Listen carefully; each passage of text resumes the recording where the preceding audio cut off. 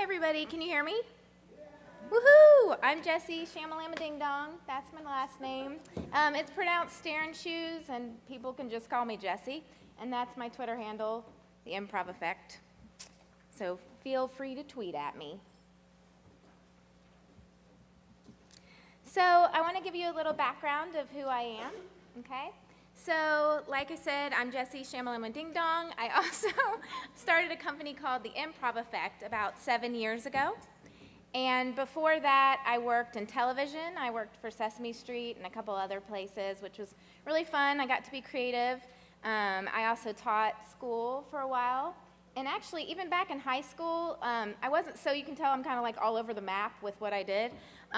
In high school, have you guys ever taken like those career path tests where they're like, we think that you're going to be a doctor or whatever? So that's not what they told me. They go, Jessie, we think that based on your testing that you're going to be a cheesemaker. And that's, yeah, I'm not quite sure like what I filled out to become a cheesemaker. And maybe the fact that I do like improv makes me cheesy, I don't know. But yeah, so I didn't become a cheesemaker. Thanks to the career advisors in Florida, you were awesome. So let's get back to the Improv Effect. I started about 7 years ago. I go all over the world helping companies communicate more effectively using improv and other experiential methods, and I also help people think about their products in new ways, so we do a lot of creative problem solving. And I'm also the mother of 2 young girls, so play is basically a part of everything I do every day. So today I'm going to talk to you about changing perspective and how you can use play to solve problems. And these are actually my 2 girls. One is 8 and the other one is 5. And this is just a typical hot, sunny day in Florida in the summer where it's almost too hot to even go outside. And my kids were young, so of course they want to go outside and play. So what did I do? I made a game out of it because that's what I do. Or I could make cheese, one or the other. So I took like a bunch of like knickknacks and stuff and put it in a tin and then froze it. And then we took it outside and they chopped away at it to find the treasures. So that's how we solved the problem of being outside in the heat. So, I love this. So this is a great way to sort of see how you flip perspective. And I told you my younger daughter, she's 5, she's in preschool. So I wanted you guys to take a minute to think about what it would be like to be back in preschool again. What would you see there? Any thoughts? What would you see if you were in preschool? Shout it out. What? Everything looks really big. What else? Toys. What else? Paint. What? Teachers. Yeah. Colors. Yeah, there's this constant desire to ask questions, to ask why. There's this wonderment, this kind of thing that we sort of sometimes lose as we get older. So what if you were to take that perspective and bring it back to work? What elements might you bring back to work with you if you brought that childlike perspective? What do you think? What would you bring? What would you bring? Any ideas? Curiosity, yeah. Yeah, excitement and curiosity, and everything looks so big because it's new and we're small and we're looking at it in a different way. So what is play? I work with a lot of companies, and unfortunately some of them think if they just set a ping pong table in the middle of their office, they are the most creative company in the whole wide world. So I don't know if any of you work at these places, but there's more than a ping pong table to play, so secret's out, just in case you were wondering. So think about what play means to you. I saw this really cool definition, I love this. Play is a state of mind where we feel challenged, focused, creative, and alive. And like I said, I use improv as part of the thing that I do to help companies think about things in a new way. So when you think of the word improv, what do you guys think of? What do you think of when you hear that word? Second City, what else? What else? Spur of the moment. Spur of the moment, yeah. What else? Saying yes, perfect. What else? Conversation, yeah. So in improv comedy, we are always playing games, right? The audience, our users, they throw something at us, and we immediately play a game based on their suggestions. So we're constantly using play to get to that goal of whatever the scene is at the end. So have any of you guys heard of a Torrance test? What that is? So back in the 60s, there was a guy named Ellis Torrance, and he wanted to make something comparable to an IQ test. And so what he did is he created a test to see whether or not you were a creative genius. It's kind of interesting. And what he did is he put these series of shapes up, and he would hand it to you and say, okay, what could you make out of these shapes? How could you make the shape into something different? And based on that, he would decide whether you were more or less creative. It's kind of interesting, right? So like you can see, I guess if you thought Mickey Mouse, you were really creative. Or if you just drew a chain, you probably needed to work on your creativity skills, right? And so he ran this test for creative genius, and when he tested adults, only 2% of them were considered creative genius. And when he ran a test for kids from 8 to 10, 32% were considered creative genius. But when he tested the youngest group of kids, those 3 to 5-year-olds, 98% of them were considered creative genius. So why? What happened? So are we like creative geniuses when we're born and then we just suck when we get older? I don't know, right? I think it might have to do with the fact that we're told at some point in our life that playing is silly, right? Or it doesn't equal work, and you can't do those things. You're acting like a child, and for some reason that's negative. And so we lose sight of what actually could really help us in every aspect of our lives to solve problems because somebody's telling us that we've done something wrong, which is kind of sad. So I thought today I'd start by telling you a personal story about how I used play at home to solve something really difficult that happened to my family. So this is my daughter, and when she was about 4, we were noticing that she was pretty short, and I'm, of course, not the tallest person in the world, so we didn't expect her to be like a basketball player or anything like that. But we noticed that her growth wasn't sort of comparable to the other kids around her, and something didn't seem right, like my mother's instinct, it's just like, I don't know what's wrong, but we need to find out. So we took her to the pediatrician, which my daughter back then used to call the pretty-atrician. She actually really loved going to the doctor. She's still really interested in the human body, so it actually wasn't that painful to have to take her there because she got excited because she liked to learn about like how things work and what's inside and the brain and all that kind of stuff. So we looked at her growth chart, and the pediatrician showed us the growth chart, and we noticed that there was no pattern. And so that's like a big red flag to a doctor. So usually, even if you're short, like growing up, I was short. I was kind of underneath the growth charts. I know, surprising, because I've gotten so tall since then. But I followed my own pattern, right? So I was always short, but I was consistently following something. And with her, she wasn't. So it was like very sporadic. And so it was like up and down and all around, still low, but going all over the place. So the pediatrician said, we want to test her for growth hormone deficiency. I didn't know what that was, but basically it means she doesn't produce enough growth hormone to grow at the regular rate. And so they wanted to make sure that she was okay. So they said, you're going to have to do like a 3-hour blood test and an MRI. So my heart sunk, obviously, and we needed to get her ready for that because they said, she's going to have to stay still for 45 minutes in the MRI. And if she doesn't, she's going to have to do it again under anesthesia. So I didn't want her to do that. So anyway, so we got home. I told Maya, my daughter, and I said, you're going to have to stay really still for a long time. She goes, okay. So I said, all right, well, why don't you lay down? I'll show you what I mean. So she laid down on the floor, and she goes, time me. And I was like, okay. And so I timed her, and she made a game out of it. So every day she would lay on the floor and we'd time her, and 1 minute became 2, 2 became 3, and she made a game over something that we thought was like this obstacle or problem that we couldn't solve, like how on earth was a 4-year-old going to stay still for 45 minutes? That's a long time. Like if you think about, could you stay still for 45 minutes? I'm not even sure that I could. But I didn't want her to have to go through it twice. So we built up, and then we had a couple of weeks leading up to the MRI, and every day she'd beat her time, and it was a game.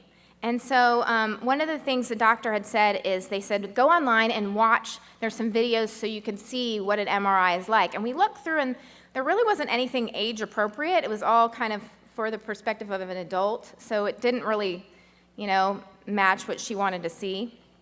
But we did see that it's like a tight fit, because I'd never been in an MRI machine.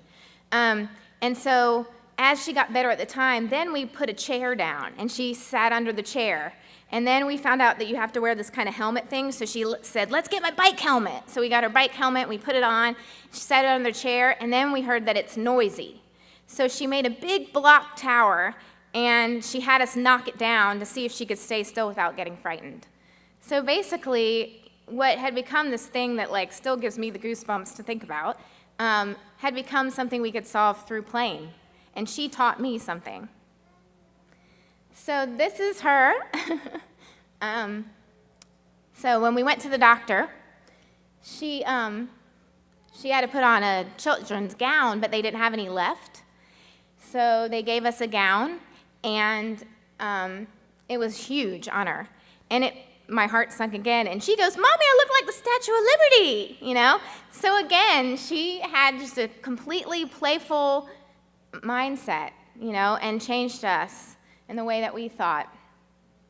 And so she went into the MRI, and I got to be in the room with her. She went in, and the nurse said, if you get this, if you stay still and you do really well, you're going to get to see pictures of your brain. So she was super excited because, like I told you, she wanted to be a pediatrician.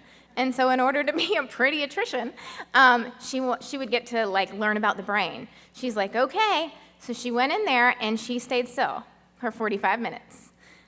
Which was pretty incredible. And then she got to see pictures of her brain, which she was really happy. So we were elated, obviously, that she didn't have to go back and that she had such a great attitude about it. So as you can see, there's ways you can use play in your life, right, and every day, and sometimes thinking like a child can really help. So now I want to talk about using play at work. So these are the cast of characters in the Improv Effect. I have a bunch of different people that do training with me and for me. And like I said, we travel all around the world working with companies to help them think about things in a different way, or communicate better, or work as a team better, and collaborate better, all the things that are important that you do at work. So this is, one of the things we do is we do ideations. So we take games inside of an ideation, do this great brainstorming to help people think of their product. So maybe their product is working well, but there might be some tweak or pivot that they need to do, and so we use games to help them think of what is that next phase of their product. This is taken from some clients that I had in Eastern Europe. So we did a train the trainer. We needed to teach these people how to do training themselves. And when we started, they were pretty typical Eastern European, I wasn't getting a lot of facial expressions, and I was like, I'm from America, I'm used to cheesiness, hence the cheesemaker, and I wasn't quite sure, if they were going to go along for the playful ride. Well, this is them at the end. So in this particular scenario, they had to pick from a list of random things that they had either never done before or knew nothing about. And they had 20 minutes to learn about it and then train us on how to do it. So this group picked skydiving and literally had us all on the floor like Superman learning how to skydive. So I'm pretty sure I'm ready to skydive. This is a lot of fun. So, and then this is another, this was from another training. So we actually got to the training and it was set up really conventionally, kind of classroom style, which when I do training, I kind of like to mix it all up so the seats are everywhere and there's nothing really conventional about it at all. So we're like, okay, how's this gonna work? So we decided to do what everybody would do in a situation where they were constrained by sitting in a really boring way, and throw paper airplanes at each other. So we basically opened the training by getting everybody to laugh and have fun, and everybody created their own plane and threw it at each other, and it just loosened everybody up. It made for a playful beginning, and a lot of what we do is, you want to set that atmosphere from the very beginning to get people to go along for the ride, because if you don't, you lose them, right? And then one more example is I worked with a bunch of different people in the same city back in Florida, and the goal of this was to try to figure out how to get people in the city and in the suburbs to be more healthy. And what this group did is they decided to figure out how many steps it took from different parking spaces and how that equaled how many calories you burned. So basically what they did is they marked different parking spaces back in like a big Costco, like a big wholesale place where there's, parking spaces for miles and everybody tries to park up front. So what they tried to do is convince people to park way back in the back and play the game. So if they parked in a certain space, they would know if they walked this many paces to the Costco, they would burn this many calories. And so it was fun, and people did it. People that probably always try to park up front and wait for the greatest parking space actually parked in the back and played the game with us. And so we were trying to think about how could we roll this out and do this in other places to get the city to be more healthy.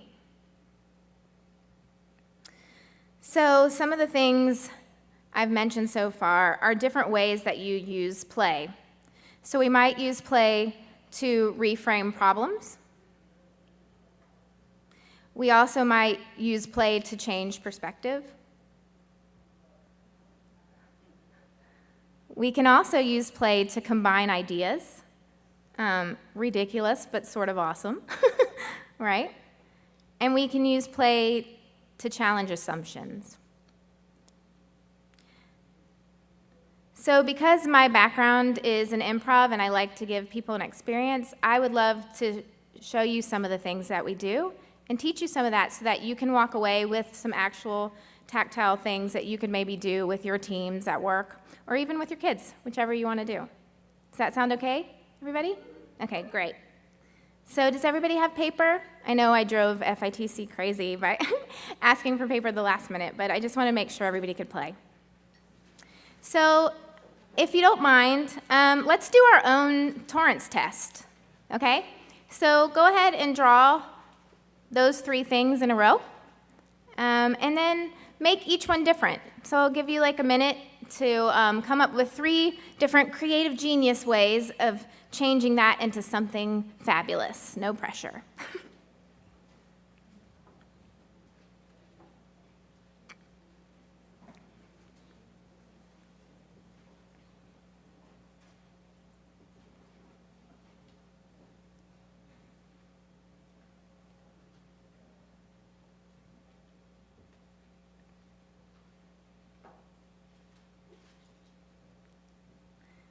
Think about all the ways maybe you can even shift the shape too, right? Change perspective on it. Okay, you have about 30 more seconds.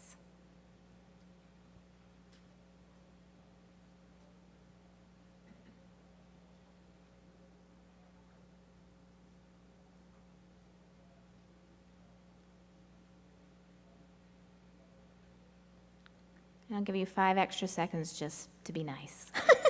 And 5, 4, 3, 2, 1. Okay, so if you've only got to 1, fine. If you've done all 3, fantastic.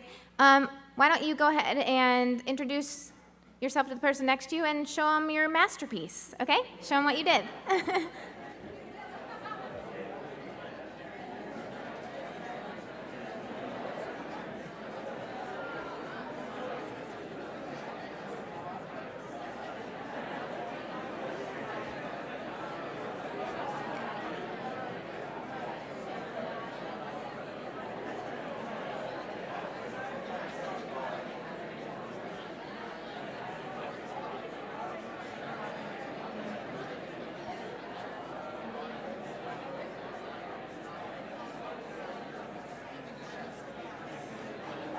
Okay. So, how was that? Is everybody in the room a creative genius? Sweet. Good. Okay. So, you guys want to learn a couple other things that I do with clients? Okay, let's have fun. Why not? Let's play. So, you still have paper? You can even use the same sheet or the back or whatever. Okay? So, here is an exercise I like to do with a lot of clients, and it's called superhero and sidekick. Okay? So, here's what you're going to do. In a second, I would like you to write the name of a superhero that never made it. So, what's the kind of superhero that would never make it to a comic book? A sort of reject, or maybe way too awesome. I don't know, whatever you think about that. And just write the name, nothing else. Write the name of that superhero on your paper.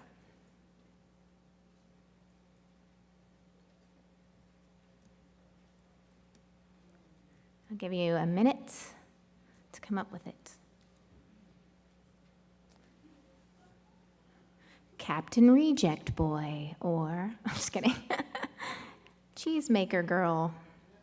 That one never made it, haha.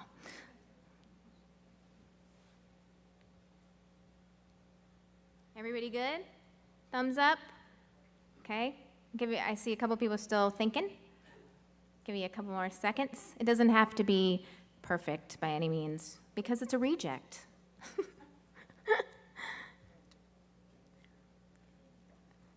Okay, so now what I would like you to do is you are going to take your paper and you're going to pass it around the room, like backwards or forwards, till I say stop. All right, so pass it on, pass it on, pass it on. Pass it around, pass it around.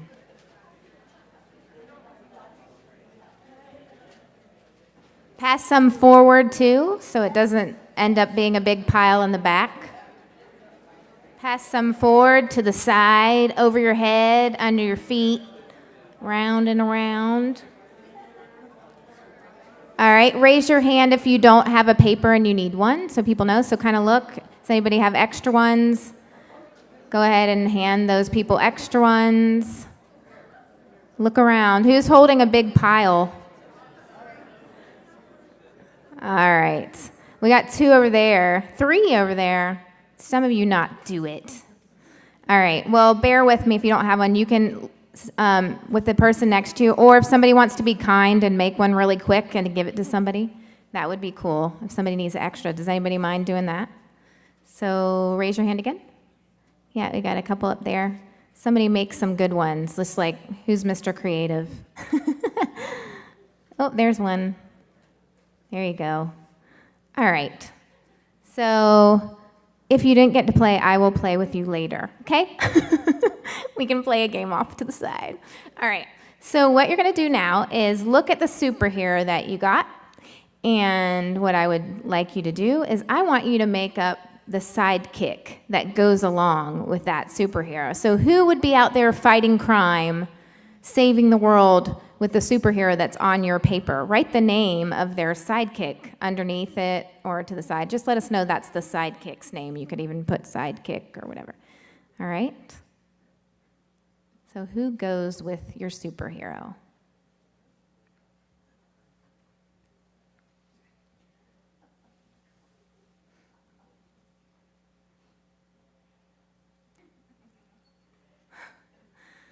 Oh, yeah. I apologize to anyone who, I don't know, gets things that are confusing. That makes it fun. Just go with it. If you're like, I don't even know what this means, then just whatever you interpret it, consider it gibberish and make up something to go with it. Whatever you put is correct.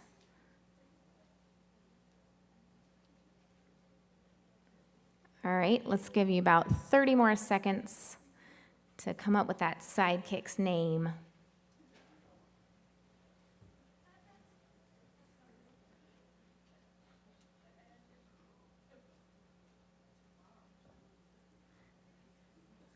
All right, so what I want you to do now is just pass them around, and then I'll tell you to stop, and then I'll tell you what we're going to do with these, okay? So pass them around a little bit, back and forth and around and through.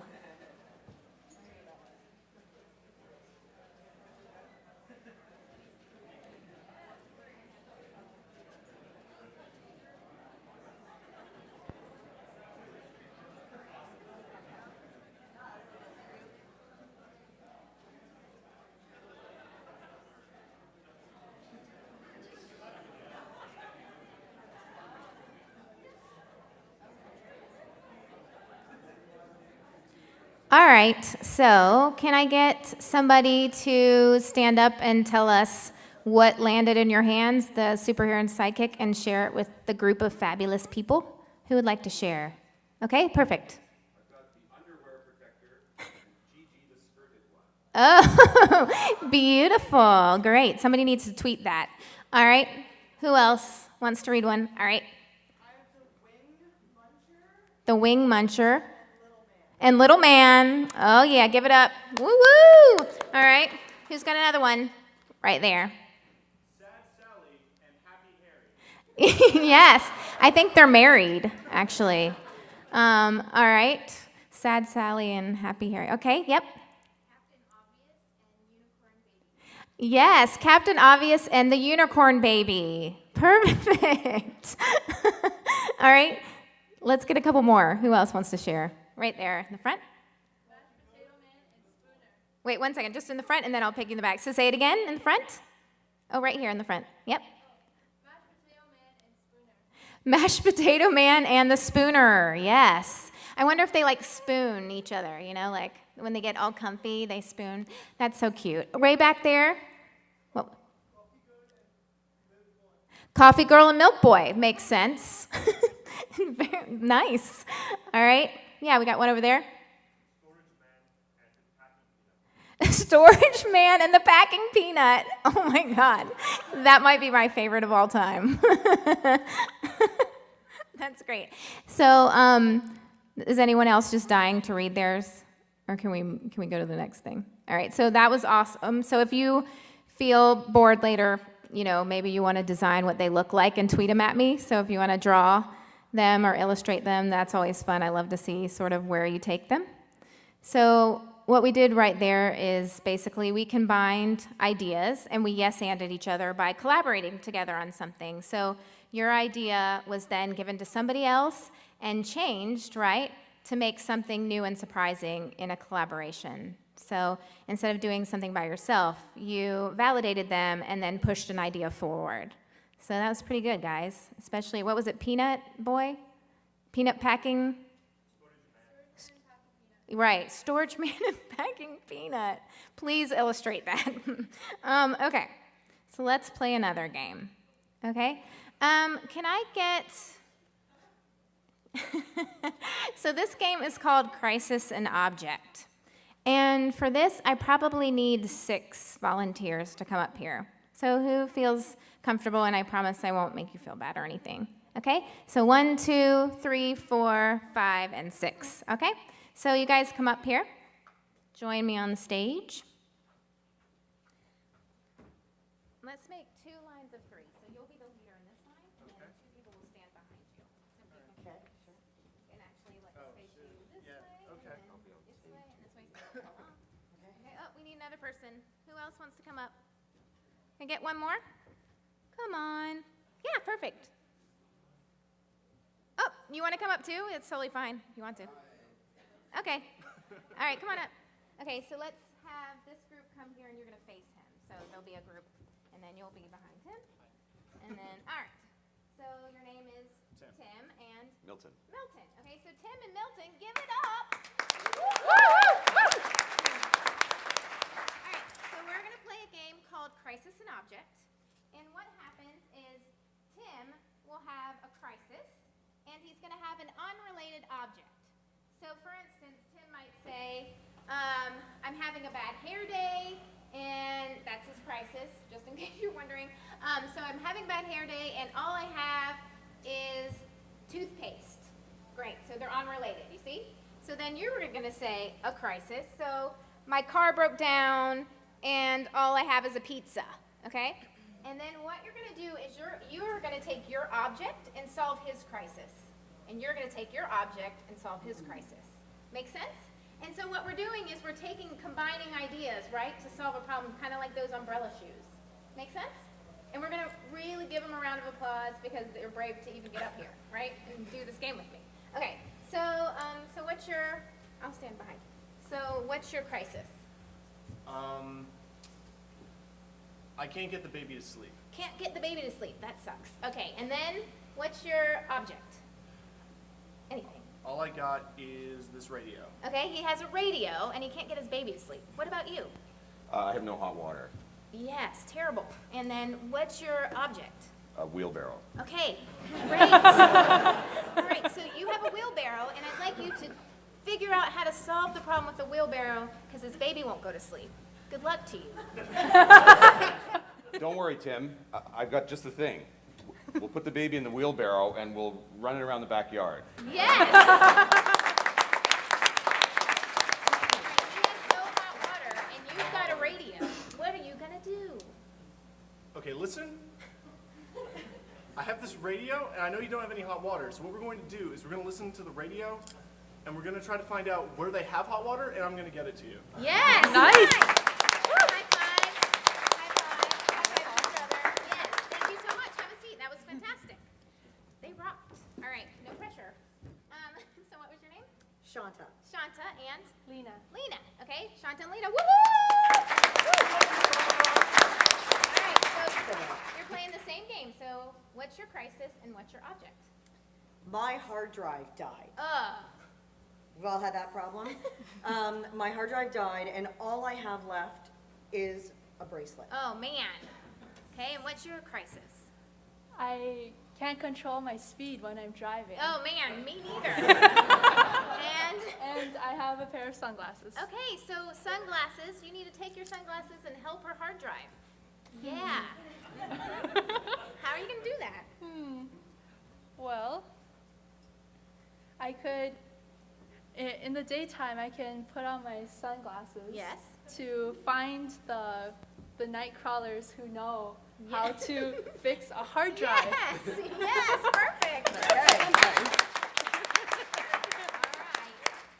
She So I- just can't stop slowing down. So I'm going I to mean, take this. speed I'm going to take this bracelet, Uh-huh. and I'm going to replace Uh-huh. the wheel on your car, Oh. so that you have to go a little bit slower to actually control how fast you go, because you Yes. can't It's a maneuver. bracelet. It's a bracelet. You got to go a little Nice. slower. Good job. All right, high five. Excellent. Good job. All right. Last but not least, please don't fall off the stage. Okay. So your name? Danny? Danny and? Laura. Laura. Okay, so give it up. Woo! Okay, so what's your crisis, Danny? I've locked my keys in the car, and all I have is an inner tube. Locked his keys in the car, and all he has is an inner tube. Uh-oh. Those An inner floaty tube, like, devices. you know, like you float in. Oh my God, okay, yeah. Of course. That could be a crisis, too. That's true, Yeah, that's it's true. like two crises. Two crises. Yeah.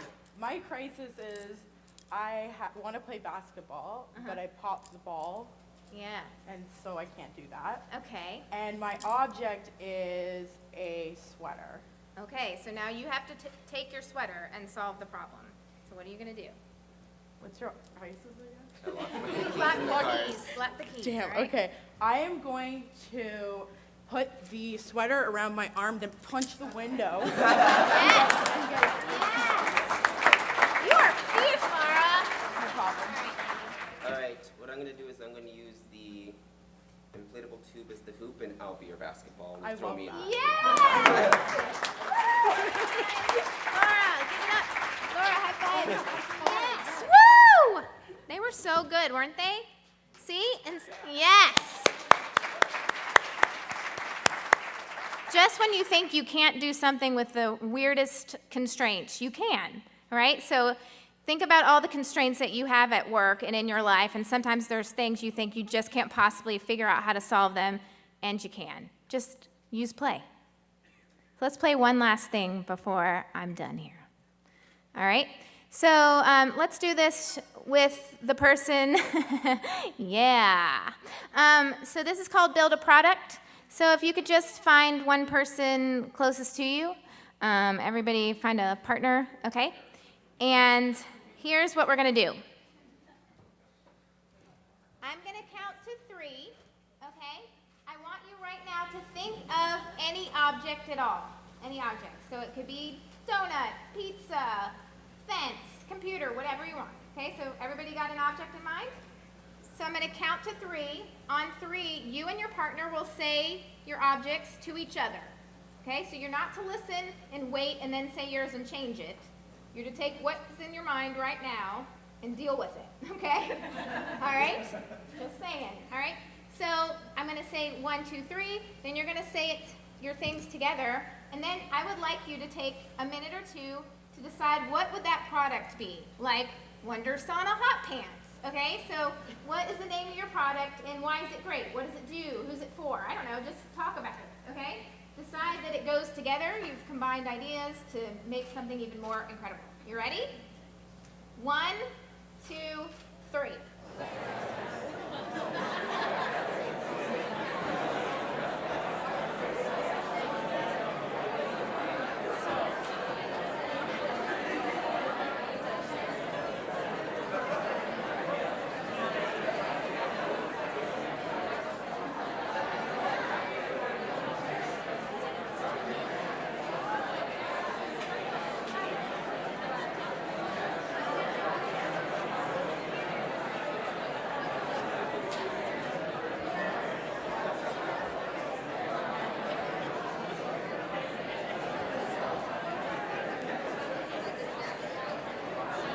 All right, so can I get a pair to volunteer and tell me what product they came up with? Anybody want to share? Yeah. A Frisbee earring exchange service? So we throw frisbees to each other, and they would carry earrings with them. Of course. It's really good for girls who are looking to rekindle their friendship Yes. across the world. Yes, of course. Cool. Yeah, so you guys might want to patent that, okay? Good job. Yeah, right here in the front. Hockey puck shoes, of course, because we're in Canada. So, yeah, by the way, I turned on the TV last night, and 5 stations had hockey from, like, all different angles. So I'm not quite sure about that, but that's great. Okay, so what do they do? They're for the non-skater. For the non-skater, like myself. Wear them on the ice and slide like a hockey puck. Yes, I've always wanted to slide like a hockey puck. Perfect. Try to buy the URL. All right. Let's do one more right there, right behind you. A pizza flavored donut. Yum. It warms up with a light bulb. Delicious. Great. Good job.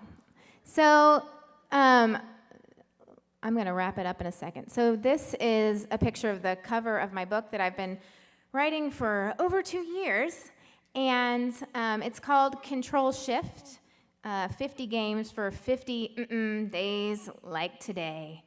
And it should be out by the end of this month, so I'm really excited. That's the only reason I'm sharing it with you, because I hadn't shared it with anybody because I didn't know if I'd ever finish it, honestly.